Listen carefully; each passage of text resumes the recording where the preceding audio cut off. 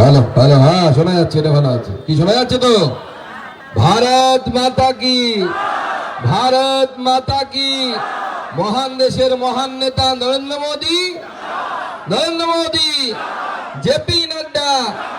আরো জোরে দিতে হবে। আমাদের জেলা কেউ পুষতো না আগে, নতুন ট্রেন নিয়ে এলো ঝা চকচকে। কি খবর হয়েছে কিনা? বালুরঘাট থেকে শিয়ালদা যাবে সরাসরি ট্রেন। তা আবার এখন যে ট্রেনগুলা চলে পুরানা বগিয়ালা, ওরকম ট্রেন না। নতুন যে কলকাতা গেলে যে ট্রেন দেখতে পান লাল রঙের বগিয়ালা, নতুন ঝা চকচকে ট্রেন, সেই ট্রেন আর কিছুদিনের মধ্যে এই জেলা থেকে চলা শুরু করবে আর শিয়ালদা যাবে। সেটা নরেন্দ্র মোদীর নামে জোরে জয়ধ্বনি দিতে হবে। নরেন্দ্র মোদী, নরেন্দ্র মোদী, জেপি নাড্ডা, ভারতীয় জনতা পার্টি, বিজেপি, বিজেপি, ভারত মাতা কি। আজকে আমাদের কুমারগঞ্জ থানা ঘেরাও, ডেপুটেশন এবং তার সাথে এই বিক্ষোভ সভায় উপস্থিত আমাদের জেলার সভাপতি, লড়াকু নেতা ভাই স্বরূপ চৌধুরী মহাশয়, উপস্থিত জেলার দুজন সাধারণ সম্পাদক বাপি সরকার, অশোক বর্ধন মহাশয় এবং আমাদের সকলের শ্রদ্ধেয় এই আমাদের কুমারগঞ্জ বিধানসভায় ভারতীয় জনতা পার্টির কাজকে যিনি আগে নিয়ে গেছেন এবং এখনো এই বয়সেও যিনি লড়াই করছেন, আমাদের সকলের প্রিয় গড্ডা। সবার জন্য জোরে হাততালি দিয়ে দেবেন। আমাদের প্রার্থী মানসদা আছে, মানস সরকার, আমাদের নান্টুদা আছে, নান্টুদার ভালো নামটা আমি ভুলে যাই, অমরেন্দ্র কিশোর, অমরেন্দ্র বাহুবলী হচ্ছে অমরেন্দ্র কিশোর মুস্তাফি। আমাদের রঞ্জনদা আছেন, আমাদের সুবোধদা আছেন, বিদ্যুৎদা আছেন, আমাদের পিন্টুদা আছেন, আমাদের জেলা পরিষদের প্রার্থী আমাদের দিদি দেবশ্রীদি আছেন এবং অন্যান্য নেতৃত্ব মন্ডল সভাপতিরা আছেন। সুশীল মাটি থেকে শুরু করে প্রত্যেকটি মন্ডল সভাপতিকে জোরে একবার হাততালি দিয়ে সব নেতাদেরকে স্বাগত জানান। বন্ধুগণ, আমি এখন গঙ্গারামপুরের নন্দনপুর অঞ্চল থেকে এসেছিলাম, এখানে সোজা আসলাম। কেন? নন্দনপুর অঞ্চলে আমার এক কর্মী, সে আখ, কুষারের রস, আমরা কুষার বলি, ভালোবাসায় আখ বলে, সে একটা ভানের মধ্যে আখের মেশিন লাগাতো, মেশিন দিয়ে আখের রস বিক্রি করত। 21 সালে নির্বাচনের পর তৃণমূল কংগ্রেসের গুন্ডারা হারমাদরা তার বাড়ি আক্রমণ করে, বাড়ি ভাঙে আর ওই দোকানটা, ওই মেশিনটা তুলে নিয়ে চলে যায়, লুট করেছে। ভিখারির জাত তো তৃণমূল কংগ্রেস, ভিক্ষা করে আর চুরি করে খায়, এমন একটা পার্টি বাপের জন্মে দেখিল। আমাদের কর্মী তার আখের রসের মেশিন নিয়ে চলে গেছিল। আজকে আমি তার বাড়িতে গেলাম, 55,000 টাকা খরচ করে তার সেই আখের মেশিন, নতুন মেশিন দিয়ে এলাম। এবার থেকে সে আবার আখের রসের বিজনেস করতে পারে। আমি এই উদাহরণটা দিলাম কেন? কারণ তৃণমূল কংগ্রেসের হয়ে যে সমস্ত হারমাদরা তখন মারামারি করেছিল, তাদের পাশে তৃণমূল নেতারা নাই, পালাই গেছে। কিন্তু যে কর্মীরা মার খেয়েছিল তাদের পাশে ভারতীয় জনতা পার্টি আছে, সুকান্ত মজুমদার আছে এবং শেষ পর্যন্ত থাকবে। আমি শুনে অবাক, এখানকার আইসি সে বিজেপিকে চেনে না, বিজেপির কর্মীদেরকে, বিজেপি নেতাদেরকে গেলে নাকি দুর্চাই করে। দাদা, আপনার বাড়ি কোথায় আমি জানি না, কিন্তু আপনি ভুলে যাবেন না, কুমারগঞ্জে থাকলে পরে তোরা বসেন বাঁচাতে পারবে না। কোন দিন তোরাবের বাড়িতে সিবিআই ঢুকবে, সে নিজে ইঁদুরের ঘর থেকে দম নেবে। এখানে থাকলে পরে ভারতীয় জনতা পার্টির নির্বাচিত সাংসদ আছে, নির্বাচিত প্রতিনিধিরা আছে, পঞ্চায়েত ভোট লুট করেছেন, লোকসভা ভোটে লুট করতে দেব না। বুথে বুথে কেন্দ্রীয় বাহিনী থাকবে, পুলিশদের ধারে কাছে ঘেঁষতে দেব না। আর তার সাথে শুধু একটা কথা বলে যায়, স্বরূপদা যে কথা বললো, স্বরূপদার সেই স্বপ্ন সফল হবে না। কেন সফল হবে না? স্বরূপদা বলে লোকসভা ভোট ঘোষণা হলে এই আইসির বিরুদ্ধে থানা ঘেরাও করবে। আমি এই মঞ্চ থেকে কথা দিয়ে যাচ্ছি, যেদিন লোকসভা ভোট ঘোষণা হবে 7 দিনের মধ্যে আইসি যদি তাকে সরাবো। কারো দম থাকলে আটকে নেয়, যেন কারো দম থাকে যেন আটকে নেয়। সেই আইসির কোন বাবা আছে? আমি জানি এখানে কিছু পুলিশ অফিসার আছে যিনি একসময় এই জেলার এসপি ছিলেন, প্রমোটেড WBCS অফিসার, একজন ব্যানার্জি সাহেব। তার আবার বালুরঘাটের প্রতি দারুণ মায়া, দক্ষিণ দিনাজপুরের দারুণ মায়া, বালুরঘাটই ছাড়তে পারে না। তার কিছু চেলা চামুন্ডা জেলার বিভিন্ন থানায় আছে, সে এখন আবার মালদার ডিআইজি হয়ে চার্জ নিয়ে আমাদের জেলাতে ঘুরে বেড়াচ্ছেন, নাটক ফাটক করে বেড়ায়। সেই পুলিশ অফিসারের বেশ কিছু সাগরেদ বিভিন্ন থানায় বসে আছে। এই থানার অফিসারদেরকে আমি পরিষ্কার বলে যাচ্ছি, মাইনে আপনি আমাদের ট্যাক্সের টাকায় পান, তৃণমূল কংগ্রেসের নেতারা আপনাদেরকে মাইনে দেয় না। যদি আপনি নিয়ম মেনে সংবিধান মেনে কাজ না করেন, তৃণমূল নেতাদের সাথে যে ব্যবস্থা করি আপনাদের সাথেও সেই ব্যবস্থা হবে, সেই রকম ট্রিটমেন্টের ব্যবস্থা করব। আমার কর্মীদেরকে বলে যাচ্ছি, খোঁজ নিন এই আইসির বাড়ি কোথায়, কি কি সম্পত্তি করেছে খোঁজ নিন, তার ডকুমেন্টস তুলুন। আমি গ্যারান্টি দিচ্ছি ইনকাম ট্যাক্সে আমি গিয়ে দিয়ে আসবো, সেই আইসির বিরুদ্ধে যেন তদন্ত হয় কত টাকার ঘুষ খেয়েছে। সব কাগজপত্র জোগাড় করুন, কাগজপত্র জোগাড় করে আমাদের জেলা সভাপতির কাছে জমা দিন। কারণ যে পুলিশ নিরপেক্ষভাবে কাজ করবে আমরা তাকে সম্মান করব। বিজেপির হয়ে কাজ করতে হবে না, বিজেপির হয়ে কাজ করতে হবে না, নিরপেক্ষভাবে সংবিধানের হয়ে কাজ করুন। সংবিধানের নামে শপথ নিয়েছেন, আজ যদি সংবিধানের মর্যাদা রাখতে না পারেন, আপনার ঘাড়ে অশোক স্তম্ভ আছে, আপনার মাথায় অশোক স্তম্ভ আছে, ওই অশোক স্তম্ভ খুলে ফেলে দিন, হাওয়াই চটি সিম্বল লাগিয়ে ঘুরে বেড়ান পুলিশের টুপির মাথায়, লোকে সম্মান দেবে না আপনাকে। আজকে আমাদের কর্মীদের উপরে যে অত্যাচার হয়েছে, আমি তো শুনেও অবাক। ভোটের সময়, পঞ্চায়েত ভোটের সময় বিএসএফ কে নাকি বলেছে এরা তৃণমূলের লোক, লাঠিচার্জ করুন বলে বিজেপির লোকেদের উপরে লাঠিচার্জ করিয়েছে। এই থানার আইসি করিয়েছে, মিথ্যে কথা বলেছে যে এটা বিজেপির লোকরা তৃণমূলের লোকেদের উপরে লাঠিচার্জ করে, এরা বুথ দখল করতে এসছে, ভোট গণনা কেন্দ্র দখল করতে এসছে। আমরা পরিষ্কার বলে দিচ্ছি, এখনো সময় আছে, শুধরে যান। তৃণমূলে সমস্ত গুন্ডা হারমার যারা আছে তারা শুধরে যান। আরে দেশ কোথায় চলে যাচ্ছে? চাঁদে চলে যাচ্ছে আমাদের চন্দ্রযান, আর আমাদের এখান থেকে লাখ লাখ ছেলে মেয়ে পরিযায়ী শ্রমিক হয়ে অন্য রাজ্যে চলে গেছে। আরে রাজ্যটাকে কি জায়গায় করে দিয়েছেন? নরেন্দ্র মোদীকে দেখুন, কে ভোট দেয় না নরেন্দ্র মোদী বিচার করে না, কোন ধর্ম পন্থ বিচার করে না। পশ্চিমবঙ্গের 6,01,00,000 মানুষকে আগামী 5 বছর ধরে বিনা পয়সায় রেশন দেবে যে ব্যক্তি, তার নাম নরেন্দ্র মোদী। তিনি বিনা পয়সায় রেশন দেবেন পশ্চিমবঙ্গের 6 কোটি মানুষকে। হিসাব করে না। সুকান্ত মজুমদার ট্রেন চালু করছে, সেই ট্রেনে যে সুকান্ত মজুমদারকে ভোট দেয় সে উঠবে, যে তৃণমূলকে ভোট দেয় সে উঠবে। তৃণমূলের নেতারা তো আরো সবার আগে লাফিয়ে লাফিয়ে লড়বে। যেদিন ট্রেন হলো সেদিন আমাদের এই এক জেলার মন্ত্রী আছেন, আমাদের এই তৃণমূল কংগ্রেসের নেতা, তিনি বলছেন যে ভোট পার হলে গেলে ট্রেন চলবে তো। দাদা, কোন যুগে পড়ে আছেন আপনি? আপনার বয়স হয়েছে, এরপর অসুস্থ হবেন, কলকাতা যাবেন ডাক্তার দেখাতে, হয়তো 80-90 বছর বয়স যখন হবে, ডাক্তার দেখিয়ে যে ট্রেনটাতে ফিরবেন, তখনও সুকান্ত মজুমদারের চালু করা ট্রেন চলবে, আপনার জন্য চলবে, আপনাকে গঙ্গারামপুরে পৌঁছে দেবে। আমরা ওই ধরনের উন্নয়ন করি না। এই বাপিদা গল্প করে, বালুরঘাট হিলি রেল প্রকল্প বন্ধ ছিল, হঠাৎ করে কোন সাল ওটা, 11 সালে মমতা বন্দ্যোপাধ্যায়ের হাতে তখন রেল দপ্তর, বালুরঘাটে ওই বাপিদার বাড়ি ওইদিকে। ভোটের আগে কি করলো জানেন? ভাবলে অবাক হয়ে যাবেন এরা কি ধরনের রাজনীতি করে। ভোটের আগে ট্রেনের ওই যে ফিস প্লেট হয়, যেগুলো সিমেন্ট দিয়ে বাঁধানো, ওগুলো রাস্তার ধারে ফেললো, পাথর ফেললো, বলে হিলি বালুরঘাট লাইন হবে। ভোট পার হয়ে গেল, এই সব তুলে নিয়ে চলে আসলো। এখনো লাইন হয়েছে? লাইন হয়নি। পুরো প্রকল্প বন্ধ হয়ে গেল। 206 কোটি টাকা কেন্দ্র সরকার পাঠিয়েছিল, সাংসদ ছিলেন অর্পিতা ঘোষ, সুকান্ত মজুমদার সাংসদ ছিল না, কোনো কাজ হয়নি, বন্ধ হয়ে গেছিল, ফাইল ঢুকে গেছিল ভিতরে। সুকান্ত মজুমদার 248 কোটি টাকা এনে দিয়েছে বালুরঘাট হিলি রেল প্রকল্পের জন্য। 1 টাকা 2 টাকা না, 248 কোটি টাকা। কিন্তু ওই যে ওইদিককার লোক স্লোগান দেয়, টাকা দিল নরেন্দ্র মোদী, জমি দিল না হাওয়াই চটি। টাকা দিল নরেন্দ্র মোদী, জমি দিল না হাওয়াই চটি। আমি ডিএমকে ফোন করেই যাচ্ছি, দাদা যাও, জমি দিন। আমরা রেলমন্ত্রীর সাথে দেখা করেছিলাম, রেলমন্ত্রীর সাথে আমি একা দেখা করিনি, বালুরঘাট থেকে 3 জনের প্রতিনিধি দল গেছিল একটি সংস্থা থেকে, তাদেরকে নিয়ে গেছিলাম, তাদের শখ রেলমন্ত্রীর সাথে দেখা করবে। নামগুলো চিনবেন, একটা নাম তো আপনারা চিনবেন, আমাদের এখানকার 3 বারের আরএসপির সাংসদ ছিলেন রণের বর্মন, তিনি গেছিলেন, তাকে রেলমন্ত্রীর সাথে দেখা করিয়েছি। তার সাথে ছিলেন নবকুমার দাস, বিশিষ্ট সমাজসেবী, অনেক কাজকর্ম করেন। আর একজন হচ্ছে অমূল্য বিশ্বাস, যিনি বঙ্গরত্ন, বালুরঘাট হিলিতে যার বাড়ি, এই তিনজনকে নিয়ে গেছিলাম রেলমন্ত্রীর সামনে, সরাসরি দেখা করিয়ে দিয়েছি। বলেছে রেলমন্ত্রীকে যে আমাদের হিলি বালুরঘাট রেল প্রকল্প চাই।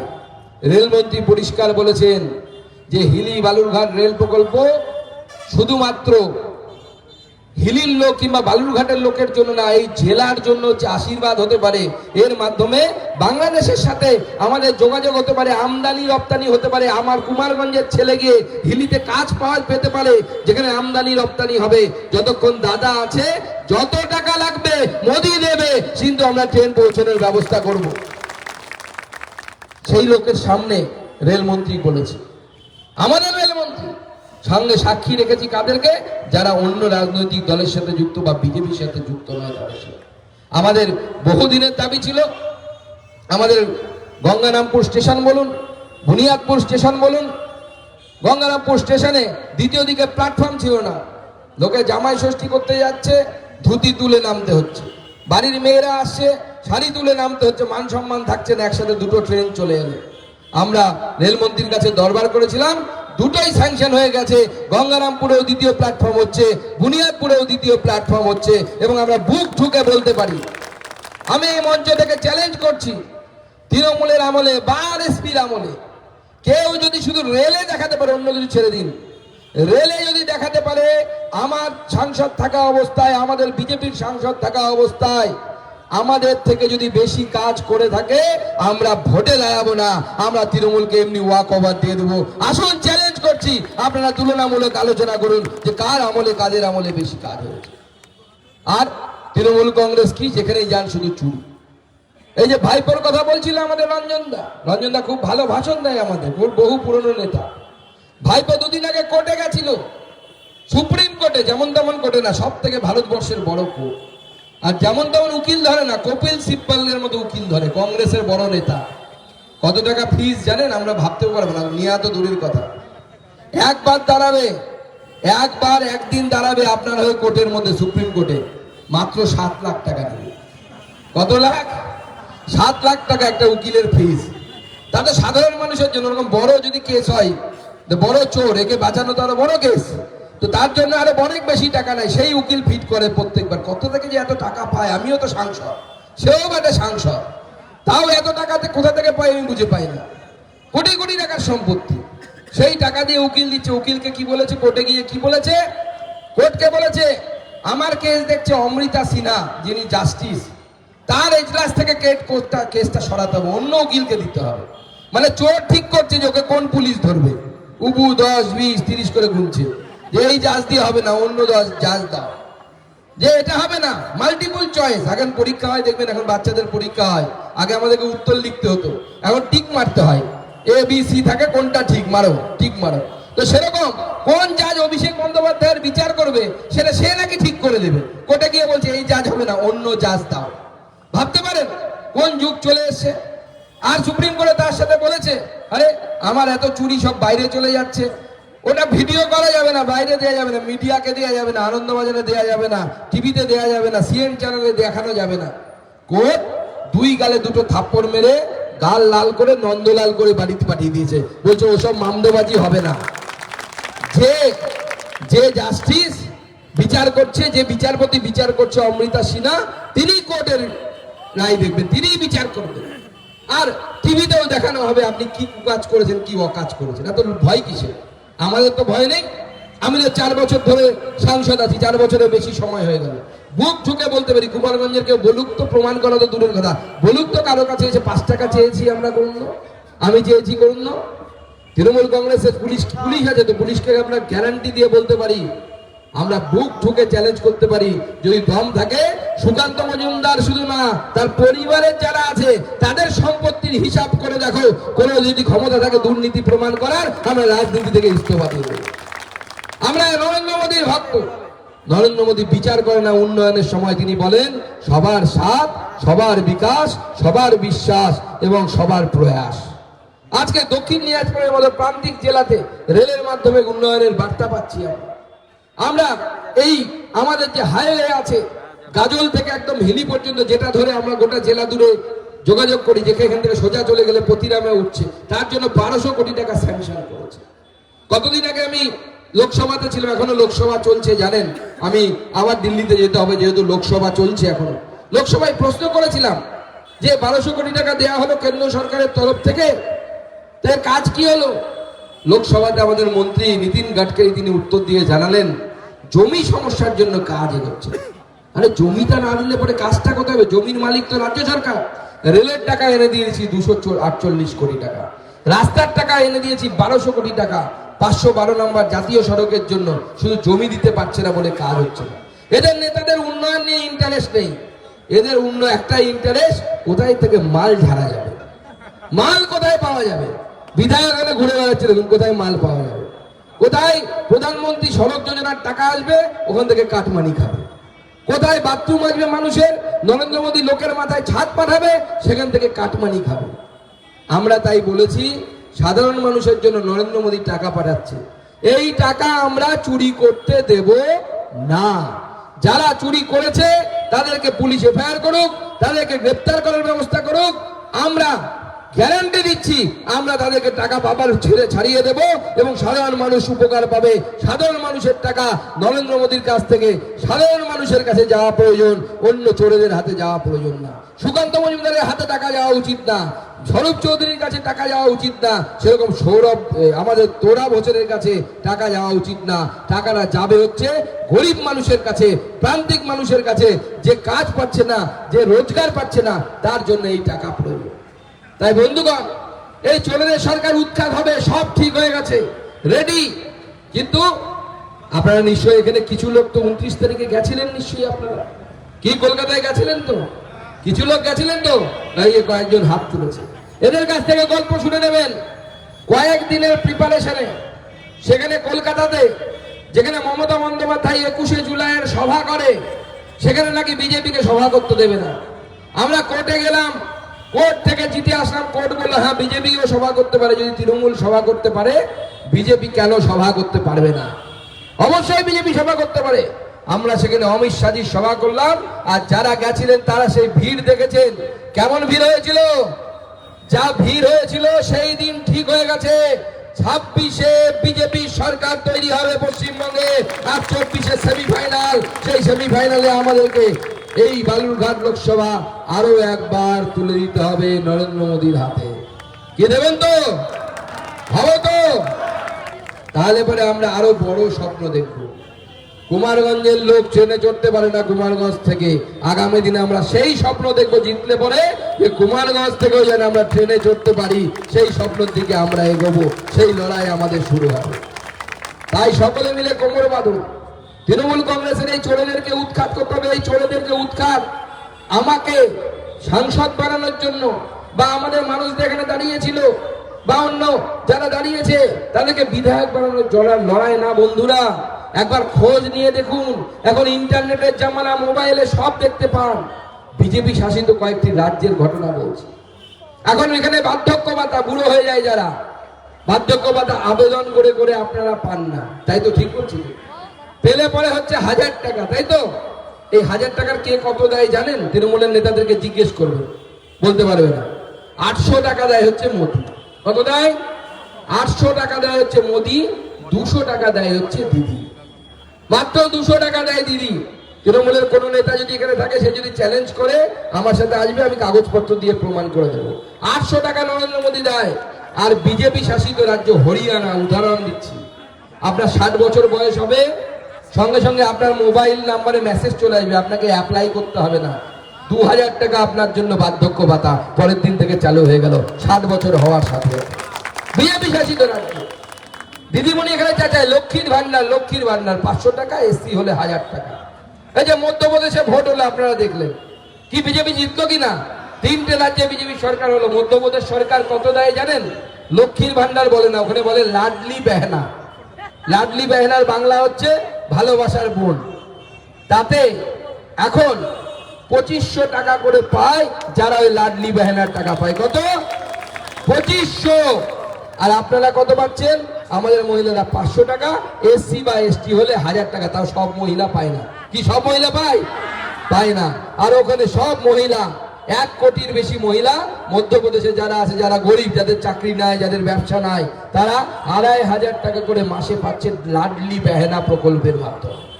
মোবাইলে দেখুন না, আমার কথা বিশ্বাস করতে হবে না। সুকান্ত মজুমদারের কথা কেন বিশ্বাস করবেন? তৃণমূলের নেতার কথা কেন বিশ্বাস করবেন? মোবাইলে দেখে নিন যে লাডলি বেহেনাতে কত টাকা দেয় মধ্যপ্রদেশ সরকার। একটা ভাবতে অবাক লাগে। আজকে বিজেপির যে ছোট ছোট রাজ্য, যে হরিয়ানার কথা বলছি না, হরিয়ানাতে যদি আপনি একটা মুরগির খামার করতে চান, ফার্ম পোল্ট্রি ফার্ম আমরা যাকে বলি, যদি মহিলার নামে করান, 1 লাখ টাকার যদি ফার্ম করেন আপনি, আপনাকে 25,000 টাকা দিতে হবে। কেন 1 লাখ টাকা ফার্ম? তাহলে কোথা থেকে হবে? 75,000 টাকা সরকার আপনাকে দেবে। কে দেয়? সরকার দেয়। পশ্চিমবঙ্গে দেয়? পশ্চিমবঙ্গে দেয়? বলুন, তৃণমূল করলে দেয়? তাও দেয় না। বলুন না, যারা তৃণমূল করে তাদেরকে তো দিক কমসে কম। আর আমার কথা বিশ্বাস করতে হবে না, মোবাইলে দেখে নেবেন। এখন মোবাইলের জমানা, সরকারি সমস্ত কিছু দেখা যায়, এখন সব কিছু আপনি জানতে পারেন।